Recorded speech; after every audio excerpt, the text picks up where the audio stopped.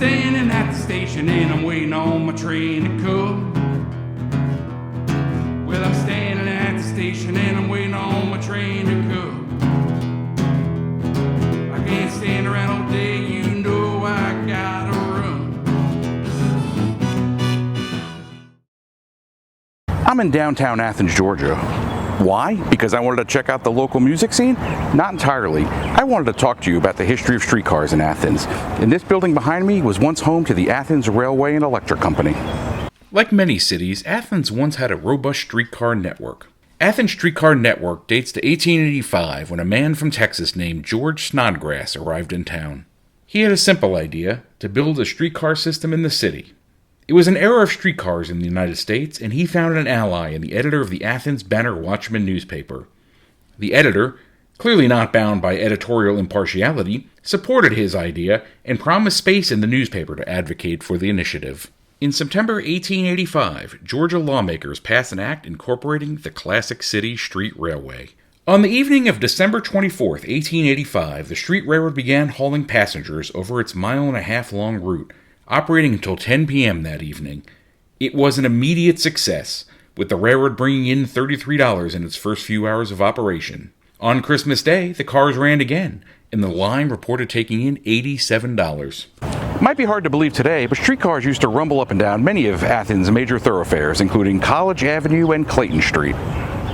Like many networks in the country, mules pulled the first streetcars in Athens.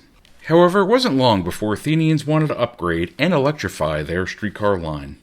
In early January 1891, the streetcar broke ground on a new electric car line. A group of 42 workers wasted little time, and within a day, they graded half a mile of the line and laid a quarter mile of track. The old horse line continued to operate for some time after the groundbreaking.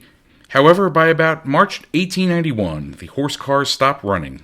On June 8, 1891, the first electric streetcars operated over the new line. Despite the line's overhaul, the upgrades weren't enough to electrify the railroad's financial condition, and it continued to suffer from a lack of money. In December 1894, Georgia lawmakers passed an act to incorporate a new street railroad, the Athens Electric Railway Company. Like other streetcar lines in the country, the rise of the automobile threatened the existence of operations, a threat that streetcars ultimately couldn't survive.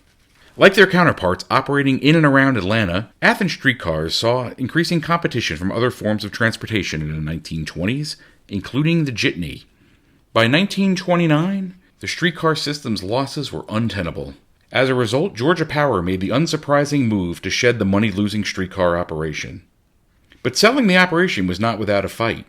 In November 1929, a Clark County Superior Court judge issued a restraining order preventing Georgia Power from selling the street railway to a group of Athens men. However, by this point, the end of the streetcar in Athens was practically a foregone conclusion. By 1930, Georgia Power could no longer sustain the losses, and by April of that year, the Athens City Council granted a 2-year franchise for Georgia Power to operate buses in the Classic City. In fact, the company had ordered 5 modern coaches for the service.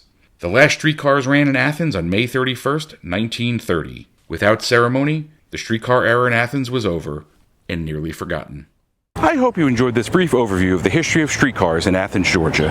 For railfanning.org, I'm Todd DeFeo. Be sure to visit railfanning.org for more news, photos, and features from the rails.